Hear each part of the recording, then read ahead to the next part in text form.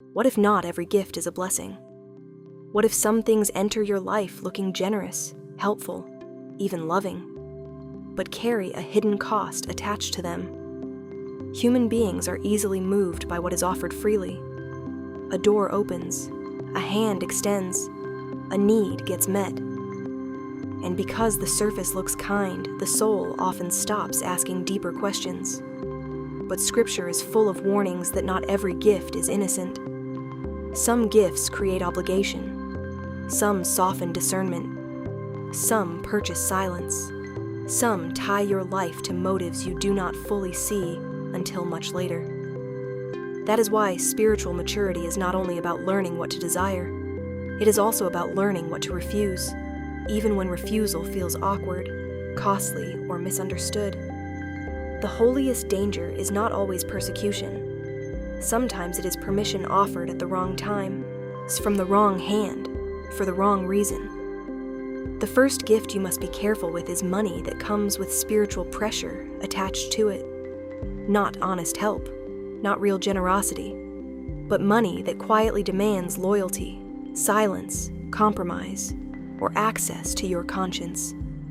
The Bible warns again and again that gifts can blind judgment and distort what should remain clean. Once money enters the wrong relationship, truth often begins leaving it. A person gives, and suddenly you feel unable to speak honestly, unable to confront, unable to walk away. That is no longer a blessing. That is bondage wearing the face of support. If a gift weakens your freedom to obey what is right, then it was too expensive, long before you touched it. Some money does not ask to be repaid financially, it asks to be repaid morally. And once your conscience becomes the real price, the gift has already turned poisonous. The second gift is flattery disguised as honor. Some people do not give you objects. They give you praise, constant admiration, exaggerated affection, language designed to lower your guard. This kind of gift is dangerous because it feels nourishing when the soul is tired, unseen, or hungry for recognition. But not every compliment is innocent. Some praise is a hook. It prepares you to trust the wrong person, excuse the wrong motives, or ignore the warning signs your spirit was already sensing. The Bible treats pride as something that enters softly, and often it enters through words that make you feel chosen before they make you feel trapped. If someone keeps feeding your ego faster than they build your character, what they are offering is not love, i.e., it is leverage. Flattery creates a false version of yourself that becomes easier to protect than your real soul. And once you start defending that image, discernment begins to collapse from the inside. The third gift is help that creates hidden ownership. There are people who help not to bless, but to claim space in your life. They solve a problem, open a door, rescue you in a vulnerable moment, and later use that act as permission to control, intrude, manipulate, or remain where they no longer belong. True generosity does not keep a chain attached to the gift, but false help often does. That is why discernment matters most when you are tired, desperate, lonely, or under pressure. Need makes people vulnerable to entanglement. A gift received in weakness can become a leash later if it came from someone who never intended to give cleanly. If help makes you feel owned instead of strengthened, it was not mercy, it was access. Some people do not ask for your trust directly. They build debt around your pain until saying no to them feels like betrayal. And that is how control often enters a life, not through force, but through a favor. The fourth gift is access you did not earn and should not trust. Fast promotion, sudden influence, secret opportunity. A door opened by someone whose motives remain unclear. Not every open door is from God simply because it opened. Some doors are tests, some are traps, some are shortcuts that lead you around the process meant to form your integrity. Scripture repeatedly warns against grasping power, status, or favor in ways that bypass truth. Because when a gift gives you position without preparation, it often also gives you exposure without protection. If someone offers you a place, a title, or a level of access that flatters your ambition, but unsettles your spirit, Do not call it favor too quickly. Some opportunities are sent to reveal what still tempts you, and some platforms are dangerous precisely because they let you rise before your character has learned how to stand. A fast door can feel like destiny when it is really just a refined form of seduction. The fifth gift is intimacy offered before trust is proven. This may be emotional, spiritual, relational, or physical. Some people give closeness too quickly. Deep confessions, fast attachment, immediate spiritual language, urgent connection. It feels special because speed often imitates depth. But the Bible is full of warnings about guarding the heart, testing spirits, and refusing counterfeit closeness. Not everyone who opens themselves to you is safe. Not every bond is holy because it feels intense. Some forms of intimacy arrive early precisely to bypass discernment. They make you feel chosen before you have had time to see clearly. A gift of closeness can become one of the most dangerous gifts of all when it invites your soul into covenant before wisdom has had time to speak. Some people do not earn trust through time. They try to create it through intensity. And intensity is dangerous when it asks your heart to commit before your spirit has had room to observe.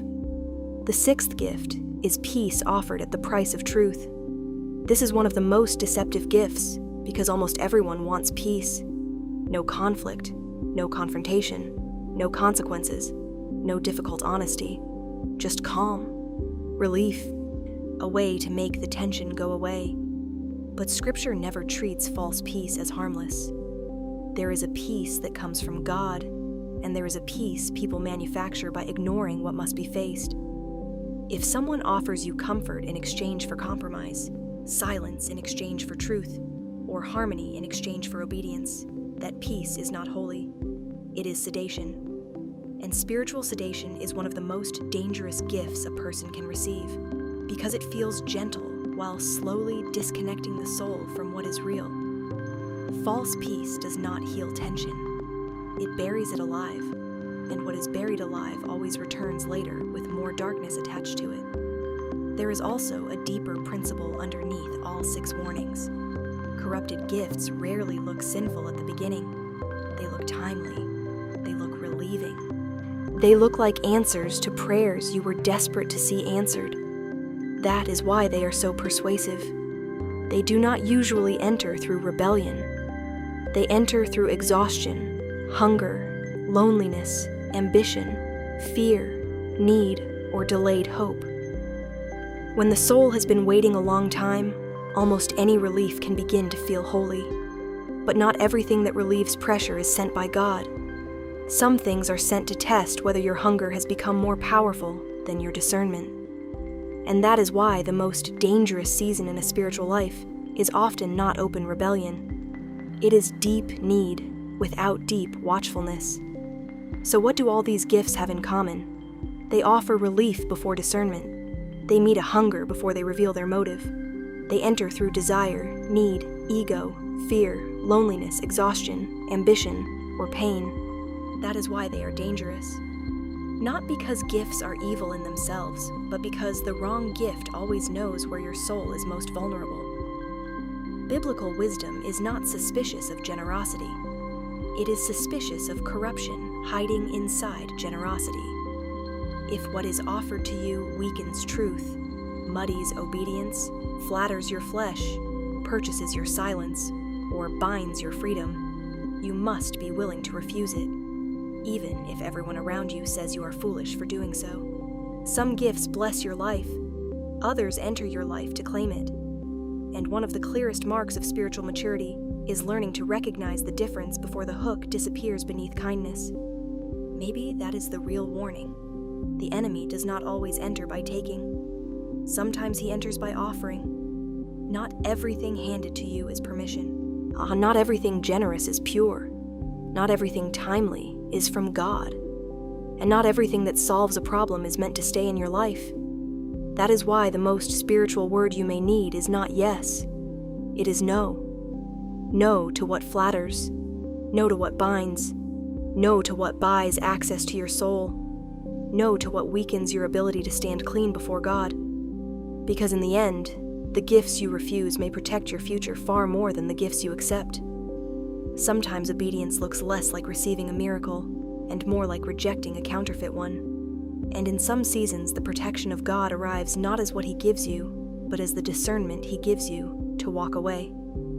See you in the next video, where the questions only get darker.